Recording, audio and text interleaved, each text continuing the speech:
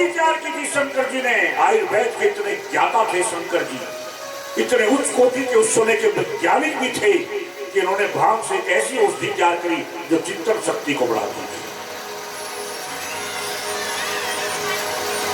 और देखिए जड़ भरत जी अब अंत में राजा रघुवर को क्या समझाता, गाए जा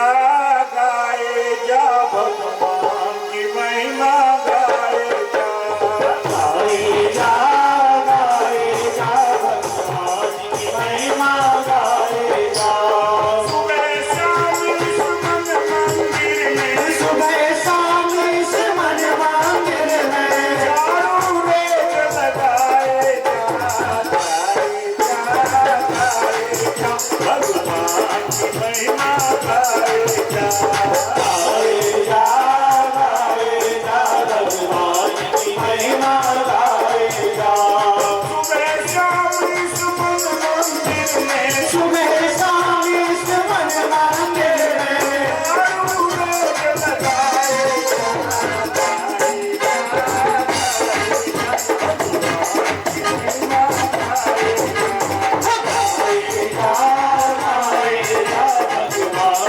महिमा गाए जा। करे करे के खेल में इसमें दुनिया एक तमाशा है, करे करे के खेल इसमें दुनिया एक तमाशा है। कहीं खुशी है कहीं गमी है, आशा कहीं निराशा है, कहीं खुशी है कहीं गमी है, आशा कहीं निराशा है।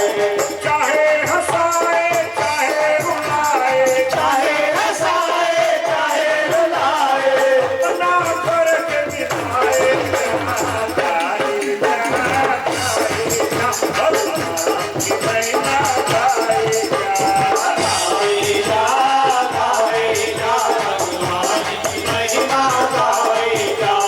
सुबह शाम इस मन मंदिर में, सुबह शाम इस मन मंदिर में, चारों वेद लगाए जा, भगवान की महिमा गाए जा, गाए जा भगवान की महिमा गाए जा।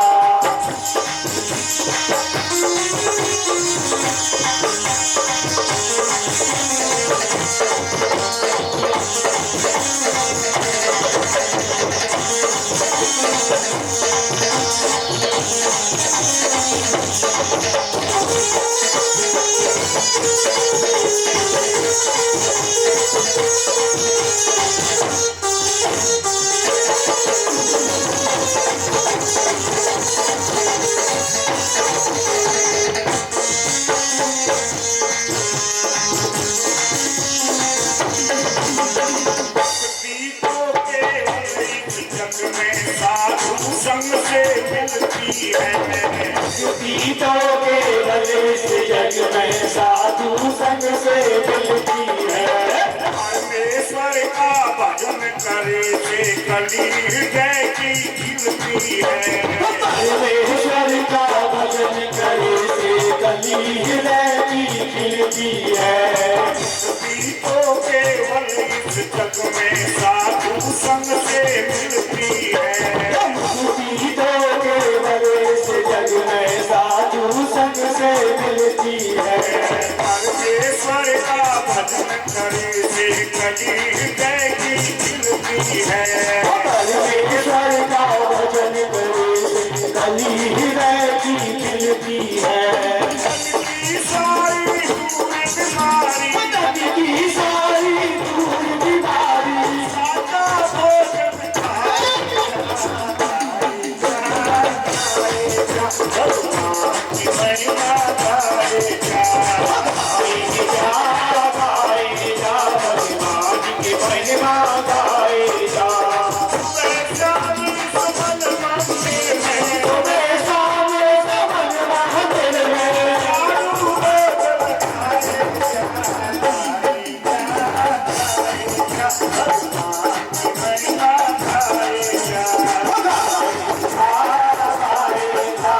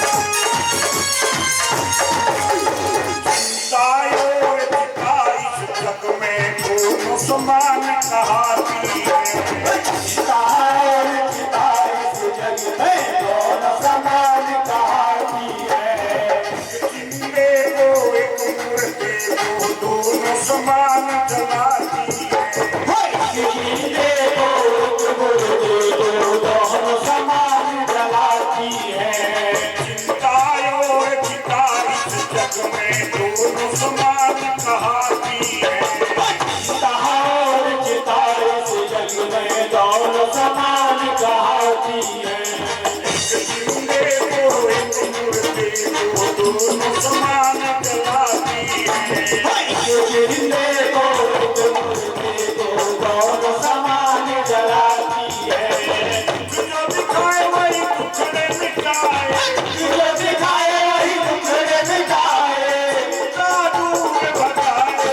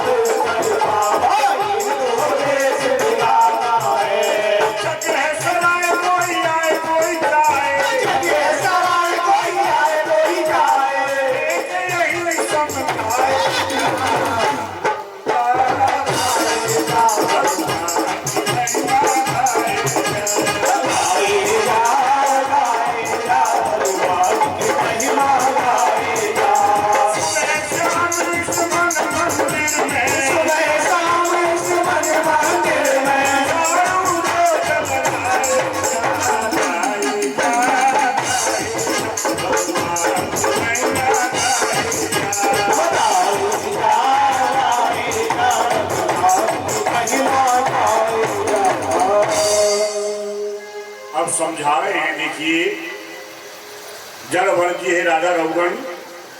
आत्मज्ञान के लिए सबसे पहले और सबसे आवश्यक काम है संतों का संग अर्थात सत्संग। यदि तुम मन को शुद्ध करना चाहते हो तो सबसे पहले संत का संग करो, सत्संग करो। सत्संग के बारे में कल मैं बहुत अच्छी तरह आपको समझा चुका। जब तक संत, लेकिन ध्यान रखना वो संत। अब तुम कहोगे हम कैसे पहचाने कि ये संत है?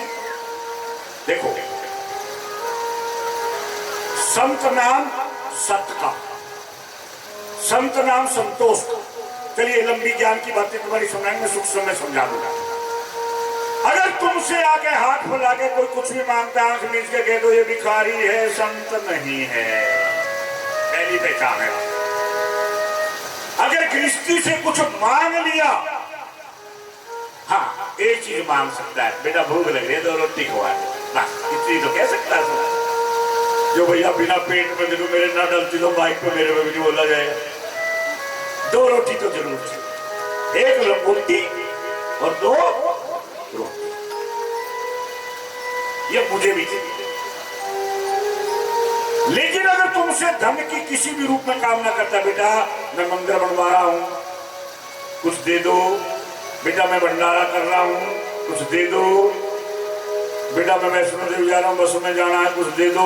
आंख मीच के कह दो भिखारी है, संत नहीं है। एक बताइए, संत जो जग का दाता होता है वो गृहस्थी का जात फैलावेगा? भिखारी फैलाता है। कौन फैलाता है? एक बात। दूसरी, अगर कुछ दे के कुछ लेता है वो संत नहीं है, वो व्यापारी है। आपको किताब दे दी, लाओ 20 रुपये, गले में ताबीज भांड सा लटका दिया, लाओ 50 रुपये, घर में दे दिया 50 रुपये, लाओ फोटो धर लेना अपने घर में। अरे जिसने अपना सामान बेच दिया वो संत कैसे हो सकता है? लेकिन तुम्हारी बुद्धियों में ये बात आएगी नहीं, मुझे पता है। अभी कोई आ जाए फिर उसके पीछे लग लोगी तो मुझे पता है ना कि तुम्हारा स्वार्थ तुम्हें चैन नहीं लेने देता। एक बताइए, जो अपना माल बेच रहा है वो संत कैसे हो सकता है? मेरे यही समझ में आज तक नहीं आई बात। माल कौन बेचता है? व्यापारी बेचता है ना। माल को कौन बेचता है? व्यापारी। जो अपना माल बेच रहा है तुम उसको सब कैलेंडर बेच रहा, कैसेट बेच रहा, दवाई बेच रहा, किताब बेच रहा, फोटो बेच रहा, गले के ताबीज बेच रहा है, रुद्राक्ष बेच रहा है, माला बेच रहा है, फिर भी तुम उसको संत कहते हो? कहीं तुम्हें जगह है कहीं डूबने को? इतनी भी बुद्धि नहीं है। वो संत नहीं, व्यापारी है। और जो तुम्हारा के हाथ फैलाया वो संत हो सकता है? वो भिखारी है। अगर तुम भिखारी को संत मान लो, अगर तुम व्यापारी को संत मान लो, तो उसमें कथा का क्या दोष है भैया? ऋषि मुनियों का क्या दोष है? याद रखना, संत कभी किसी से कुछ मांगते नहीं। संत तो ज्ञान का दान देते हैं। संत लेते हैं, जो श्रद्धा से दान देता है उस दान को स्वीकार करते हैं और उस दान को तुम्हारे ही ऊपर लगा देते हैं, लेकिन मांगते नहीं। मांगने में और स्वीकार करने में अंतर है। अब मैं कहूं कि जरा खड़ा होइए भैया, मेरे को माला डाल दिए, लेकिन आप अपनी श्रद्धा से अगर मेरे घर में 10 भी डाल दें तो भैया मेरे को तुम्हारा भाव है, तुम्हारा अपमान करना भी ठीक नहीं। लेकिन मैं कहूं देखो सोचो, मैं कहूं मेरे माला डाल दो और तुम अपनी मर्जी से माला डाल दो, कितना अंतर है? तो यही संस्कार है।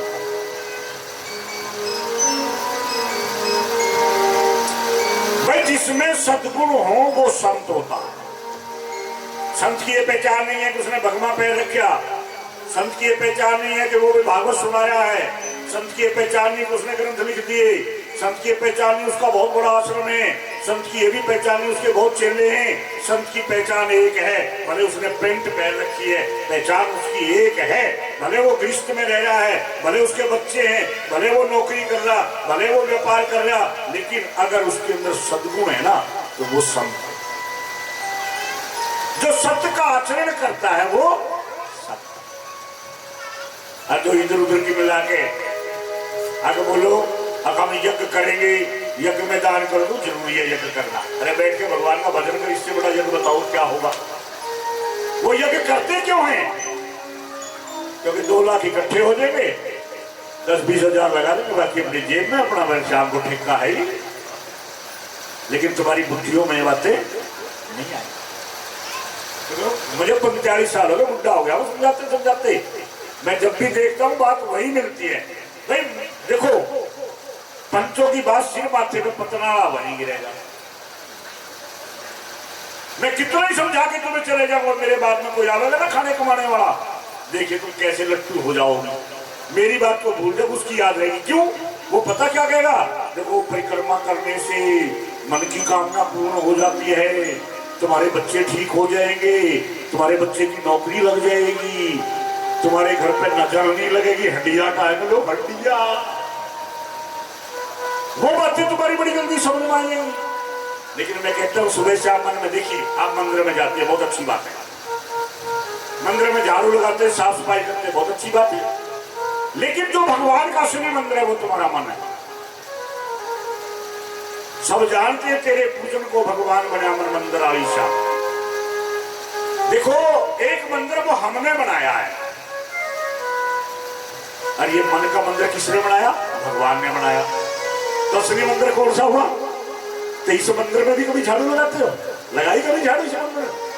इसमें तो गंदगी फैलाते हो, गंदगी, ईर्ष्या, द्वेष, निंदा, चुगली, दुनिया भर की गंदगी इसमें मारते हो और उसमें झाड़ू लगाते हो, सेंट छिड़कते हो, लगाते हो। भगवान भी रोता होगा कि देखो जो इनका मंदिर है, जो मेरा बनाया हुआ मंदिर है, उसमें तो गंदगी फेंक रहे हैं। मेरे बनाए हुए मंदिर में गंदगी, और खुद के बनाए हुए मंदिर को कितना साफ रखते हैं। और एक कमाल देखिए, अपने तन को कितना साफ करते हैं। मेरे को क्या कहेंगे, भाई बाबा बात तो आपकी ठीक है, हमें भजन का टाइम नहीं मिलता। मैंने कहा ईमानदारी से बताना, कंगे शीशे की लड़ाई तो कितने दिन में कितनी बार करती है, कितनी बार होती है? शीशे के सामने कितना टाइम खोती है कि बाबा देखो जब बाहर जाना होता है तो आध घंटा पौना घंटा तो लग ही जाता है। देखिए अपने तन के लिए कितना टाइम है, कितना टाइम अपने तन के लिए। और इसके मन के मंदिर में झाड़ू लगाने के लिए कोई टाइम नहीं, कोई समय नहीं है। फिर बताइए कहां से तुम्हारा कल्याण होगा? याद रख लो मेरी एक बात, जो विधाना ने लिख दिया, जो तुम करके आए वो हर हालत में भोगना पड़ेगा। किसी की ताकत नहीं है उसको कोई बेच ले। हाँ बस क्या है, तुम्हारा उस चीज का समय आ गया, मेरा तुम्हारा संयोग हो गया, और बस तुम्हारी वो समस्या हल हो गई, तुमने अपना छप्पा लगा दिया। आप तो लूटे ही लूटे, पड़ोसन को लुटावेंगे। ये फलाने से भला हुआ था हमारा, एक बाबा आया था हमारी कथा में, उसने दिया था धागा बना के, उसका धागा लिया, ये ज्यादा नहीं बस 100 रुपये तो लगे। आप तो लुटी सो लुटवा दिया पड़ोसन को। इसलिए ध्यान से सुनो आज की कथा। संतों की सेवा करने से ब्रह्म की प्राप्ति होती है। बिना संत का संग किए ज्ञान नहीं होता। मन विषयों में आसक्त है, वही मन जीवों को संसारिक झंझटों में फंसाता है, और जब मन विषयों से रहित हो जाता है मोक्ष दिलाता है। बड़ा स्पष्ट कहता है शास्त्र, मरे मनुष्याणाम कारणम मद मोक्ष। मन ही मनुष्य का बंधन और मोक्ष का कारण है। मन जब विषयों में आसक्त होता है बंधन है, और मन जब परमात्मा में लग जाएगा यही मोक्ष। तुम क्यों झंझट में पड़ती हो? क्यों नहीं इस मन को परमात्मा में लगा देते? ना तो देखो तुम्हारा टाइम खर्च होगा, ना पैसा खर्च होगा, ना तुम्हें घर से बाहर जाने की जरूरत, कहीं जाने की जरूरत। साफ कह रहे हैं, ना मंदिर में, ना तीर्थ में, ना काव्य कैलाश में, और मुख कहा ढूंढे बंदे में तो तेरे पास। अगर संसार में सबसे नजदीक कोई हमारे है तो केवल हमारा परमात्मा, और वही हमने सबसे दूर फेंक दिया। जो सबसे नजदीक है उसको हमने बहुत दूर कर दिया, और जो दूर थे हमसे उनको हमने बहुत ही। दिन में जब तक 25 बार फोन नहीं कर लेते ना रिश्तेदारों को, चैन नहीं पड़ता है। क्या बनाया था, क्या खाया था, सब ठीक है? कभी भगवान को फोन मिलाया? कभी भगवान की राजी खुशी पूछी, प्रभु तुमने कुछ खा लिया कि नहीं? नहीं मिला, टाइम ही नहीं है। और भागवत यही सिखाती है। याद रखो, अगर परमात्मा को पाना चाहते हो पहले सत्संग करो, संत का संग करो, लेकिन फिर याद रखना हो संत, क्योंकि यहां संतों की महिमा गाई है। भागवत में संतों की बात की गई है। और संत कौन होते हैं मैंने पहले दिन भी समझाया था, कल भी समझाया था, आज भी प्रसंग है। मैं क्या करूं, भागवत में संगी ऐसा। देखो, जीव को मन ही संसार में बांधता है, मन ही मोक्ष दिलाता है। संसार एक सपन है, और सपन मिथ्या है, फिर भी मानव को रुला देता है।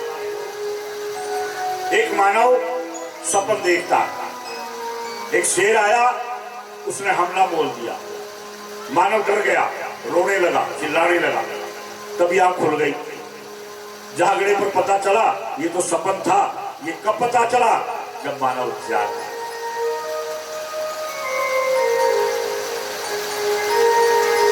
शेर सार कुछ नहीं था, ये तो स्वप्न था। ये कब पता चला? जब जाग गया। जागा हुआ मानव कौन है? जिसका मन विषयों से व्रत हो। इसलिए संत कहते हैं उत्तिष्ठ जागृत प्रापल्य बोध्यम। हे मानव, उठ, जाग और ज्ञान की प्राप्ति कर। और ज्ञान मिलेगा सत्संग से। तो बिना विवेक, बिन सत्संग विवेक ना होई। और सत्संग का मतलब है संत का संग। संत ढूंढना पड़ेगा। जो ढूंढना चाहिए तुम उनको नहीं ढूंढते, और जिनको नहीं ढूंढ, जिनसे दूर रहना चाहिए तुम उनके चिपकते हो। अरे जागो, जो जागृत हो जाता है उसी का जीवन सफल है। संत कहते हैं जागो, जिन्हें आप अपना मानते हो, जिन्हें आप अपने से दूर नहीं चाहते, जिनके बिना आप रह नहीं सकते, वे एक दिन आपसे दूर हो जाए। जिस धन के लिए आप झूठ बोलते हो, बेईमानी करते हो, उसे छोड़कर एक दिन आपको संसार में जाना पड़ेगा। संसार का एक दिन का तो क्या, एक बाल भी आपके साथ नहीं जाएगा। जिन वस्तुओं के संग्रह करने में आप दिन रात परिश्रम कर रहे हो, तुम्हारी आंख मिचते ही वही चीज दूसरे के हाथ में चली जाएगी। जागो, आप यहाँ के स्थायी निवासी नहीं हो। जहां से आप आए हो आपको वहां वापस जाना पड़ेगा। जिस संसार पर आप भरोसा कर रहे हो, वो संसार दिन आपको एक दिन धोखा देगा। जागो, भिखारी मत बनो, दाता बनो। जो दूसरों से कुछ पाने की इच्छा रखता है, उसे शांति कैसे मिल सकती है?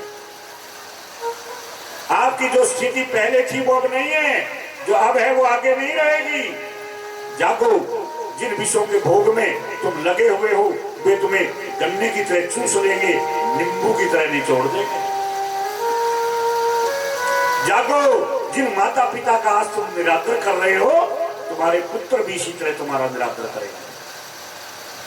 जागो, संतों की शरण ग्रहण करो, ज्ञान की प्राप्ति करो। हितैषी बाबा आपके बीच में कमाने के लिए नहीं, आपको जगाने के लिए आए। और अगर अब भी तुम नहीं जागे तो ये मौका बार बार देखो। जो अवसर का लाभ उठाता वही चतुर कहलाता, और रहते समय नहीं जगता जो वो पीछे पछताता। जागो रे जिन जागना, अब जागरण की बार। और फिर क्या जाके नान का जब सोया पैर पसार। आलस त्याग उठो श्रीमान जगाने तुमको आए हैं। जागो जागो रे इंसान जगाने तुमको आए हैं। वास्तविकता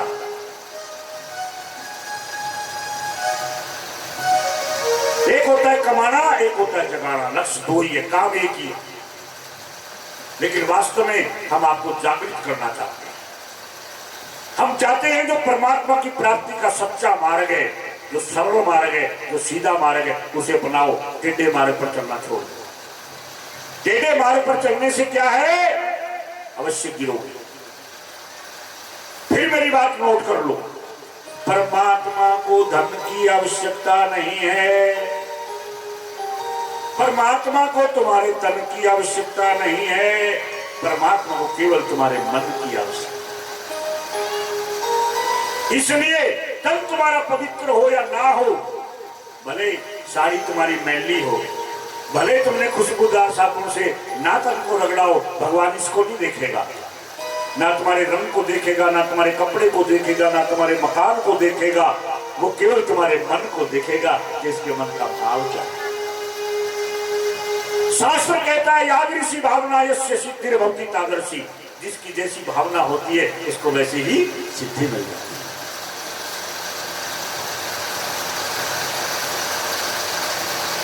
बेला अमृत गया आलसी सो रहा बनिया भागा और साथी सारे जागे, तू अब तक नहीं जागा।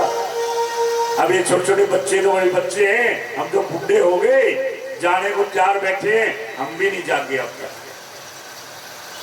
अब जब अपनी जागो तो अब क्या जागोगे। लेकिन कहते हैं ना कि जब जग जाए जब ही सवेरा। इसलिए जल्दी से जल्दी जगने की कोशिश करो। देखो, जड़भरत जैसे महापुरुषों के नाम पर इस भूमि का नाम भारत है। हमारी इस पवित्र भूमि पर 3 भरत हुए हैं। एक है केकई पुत्र भरत, एक है शकुंतला पुत्र भरत, और एक है जयंती पुत्र भरत। केकई पुत्र भरत ये भक्ति योग का स्वरूप, इन तीनों की कथा है भागवत में, तीनों भरतों की कथा है। क्यों कि जो केकई पुत्र भरत है वो भक्ति का प्रमाण है, भक्ति योग का स्वरूप है। शकुंतला दुष्यंत पुत्र भरत जो है वो कर्म योग का स्वरूप है, और जयंती ऋषभदेव पुत्र भरत जो है वो ज्ञान योग का स्वरूप। इसलिए भागवत भक्ति, ज्ञान और वैराग्य की कथा। सुखदेव जी कहते हैं, परीक्षित, इस संसार रूपी वन से बाहर निकलने के लिए किसी संत का सहारा लेना परम आवश्यक। बिना संत का सहारा लिए इस भवसागर से पार हो ही नहीं सकते। हमारे देश का राष्ट्रपति, उनसे अगर मिलना चाहते हो तो कहीं न कहीं किसी न किसी का सहारा, कानून का सहारा कहीं न कहीं लेना पड़ेगा, और वो तो जगत पिता है। भाई देखिए, तुम्हें रास्ते पर कौन आजकल जो खुद रास्ता जिसने देखा, जो खुद पहुंचा हुआ, जो खुद मिला हुआ हो, वही तो मिलाएगा, और जो खुद ही नहीं मिला वो दूसरों को क्या मिलाएगा। हाँ, वो अलग चक्कर जरूर है कि भैया रिश्वत ले ले, ऐसा में फिर दिखाई भी ना दे, फिर फिरते रहिए मुकदमा करते। जीव माया के वश में होकर के संसार रूपी वन में सुख की आशा में भटकता, परंतु से सच्चे सुख की प्राप्ति नहीं होती। हमारी इस पृथ्वी पर 7 द्वीप है, इनमें सबसे श्रेष्ठ है जम्बू द्वीप। जम्बू द्वीप में 9 वर्ष हैं, इन सब में श्रेष्ठ है भारतवर्ष। भारतवर्ष जो है कर्म प्रधान है। भारतवर्ष में जन्म लेने के लिए देवताओं को भी भगवान से प्रार्थना करनी पड़ती है। देखिए, भगवान भ ग व ए न, वैसे भूमि, जैसे गगन, वैसे वायु, ऐसे अग्नि और वैसे नील। कहते ना ये सारा